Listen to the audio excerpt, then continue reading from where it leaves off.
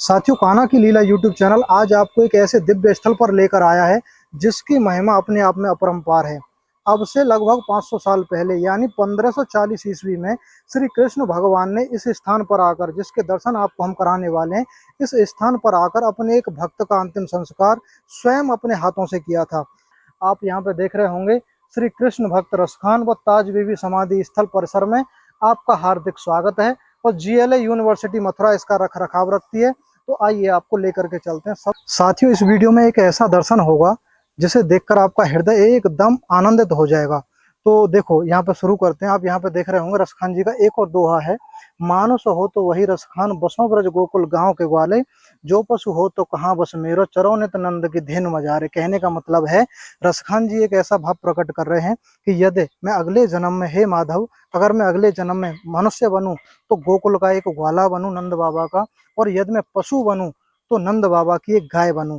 और यहाँ पे और भी है कि अगर पत्थर बनूं तो गिर को, यानी गिरिराज जी का एक पत्थर, अगर पत्थर बनूं तो गिरिराज जी की एक शिला बनूं, जो कि मतलब भगवान श्री कृष्ण ने जिन्हें उठाया था। और खग बनूं, यानी कि अगर पशु पक्षी बनूं तो मैं गिरिराज जी की तलहटी में अपना वास करूं। यहाँ पर आप देख रहे होंगे, देखिए, ये देखिए रसखान समाधि परिसर पे, स्थल पे हम हैं। और यहाँ से और भी जो धार्मिक स्थल हैं उनकी दूरी यहाँ पे लिखी हुई है। जैसे ताज बीबी समाधि स्थल तो यहीं पर है, रसखान समाधि स्थल, राजकीय संग्रहालय, ये चीजें यहाँ पर हैं। तो देखिए, सबसे पहले एक बार इधर से दिखा दीजिए, कितना सुंदर दृश्य है। ये पूरा रसखान समाधि स्थल का ही है।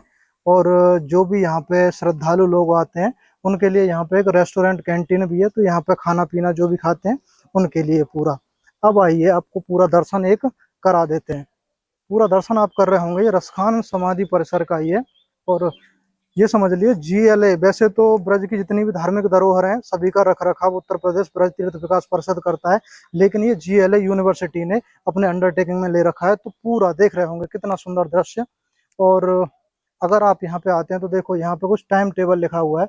रसखान समाधि ताज बीबी, सुबह कितने बजे, दोपहर में, दोपहर के बाद और शाम को, ये पूरा इसका खुलने का और बंद होने का टाइम है। ठीक है। यहाँ पर एक चीज दिखा दीजिए, ये भगवान श्री कृष्ण का एक रूप दिखाया हुआ है। समाधि परिसर को दिखाने से पहले आपको एक चीज हम दिखाते हैं। देखो, रसखान जी की यहाँ पे एक प्रतिमा लगी हुई है। साथियों, जब एक भक्त की बात होती है तो सभी जाति धर्म से ऊपर उठकर उसका एक, हमें देखने का एक नजरिया हमारा हो जाना चाहिए। तो देखो, यहाँ पर उसी चीज को हम यहाँ पे दिखाने की कोशिश कर रहे हैं।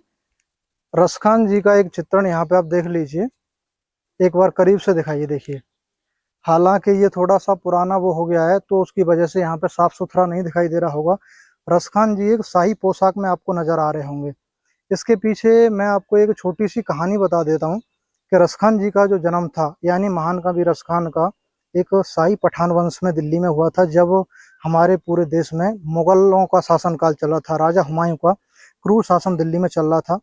तो यहाँ पे क्या होता है कि रसखान जी एक पान वाले के पास जाते हैं और बोलते हैं कि भाई एक पान लगा दो। पान वाला हिंदू था, उसमें उसके खोके में, उसकी जो दुकान है उसमें भगवान श्री कृष्ण की एक प्रतिमा रखी हुई थी। तो रसखान जी ने यूं ही एक पूछ लिया कि भाई अपने, ये कौन है, कि ये हमारे भगवान है। तो भगवान है तो भगवान को आपने जूतियां क्यों नहीं पहनाई हुई हैं। तो पान वाला हंसा और बोला कि ये जूतियां कहाँ पहनेंगे। बोले कि भगवान है तो जूती अवश्य पहना है। तो पान वाले ने वैसे ही बोल दिया कि अगर आपको ज्यादा वो है तो आप खुद जाकर जूतियां पहना दीजिए।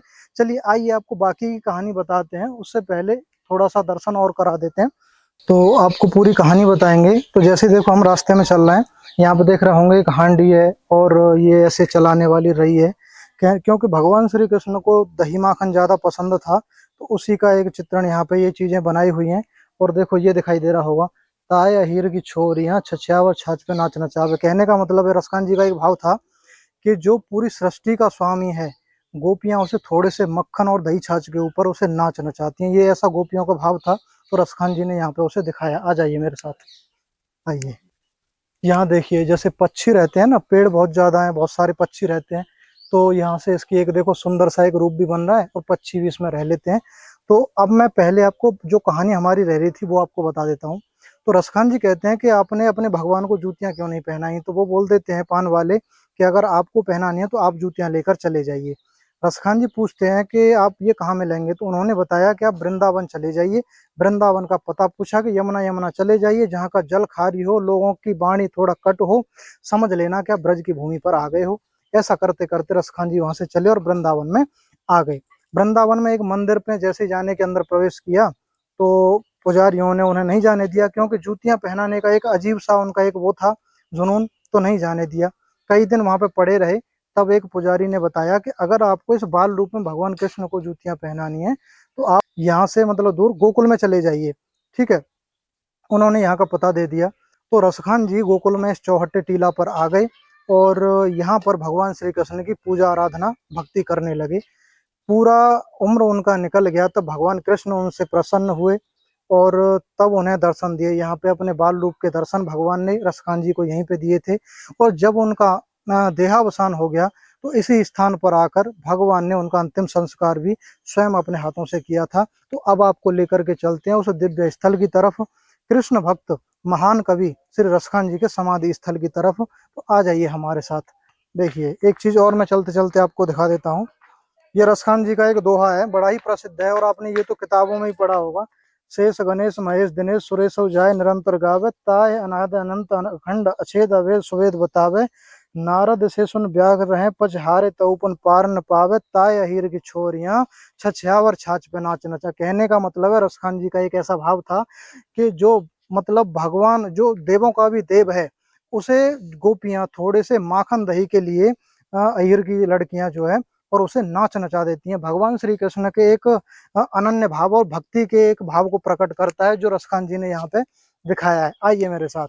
देखो यहाँ पे बोर्ड लिखा लगा हुआ है रसखान समाधि स्थल, और रसखान जी के जन्म से लेकर पूरी कहानी आप इसे कहानी बतौर यहाँ पर भी पढ़ सकते हैं। थोड़ा और आगे आइए। ये देखिए पहले इसे मतलब नहीं बनाया हुआ था, तब देखो ये स्थिति थी। ऊपर वाला सीन ये समाधि स्थल था, बाकी कच्चा बना हुआ था, जंगल टाइप था, लेकिन अब इसे बहुत सुंदर बना दिया है। पूरे दृश्य में आप देख रहे होंगे। तो आ जाइए एक बार यहाँ से और दिखा दीजिए। देखिए पूरा दृश्य दिखाइए, कितना सुंदर दृश्य, कितनी शांति यहाँ पर है।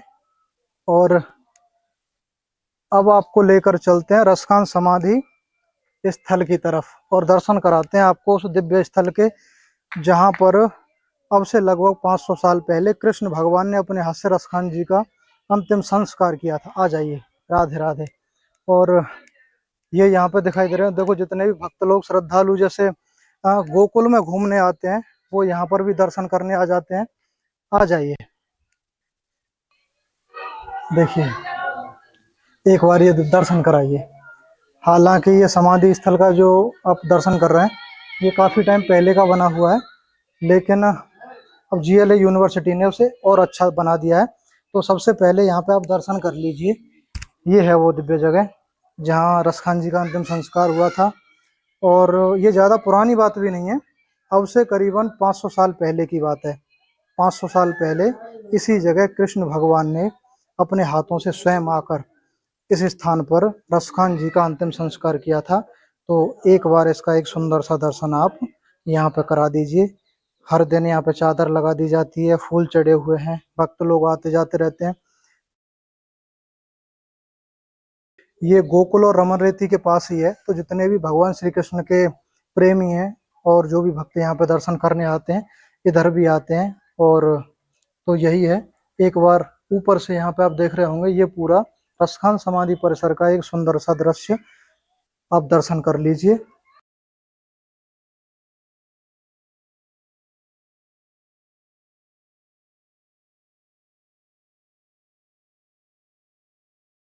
तो साथियों अगर वीडियो अच्छा लगा हो तो वीडियो को लाइक अवश्य करें।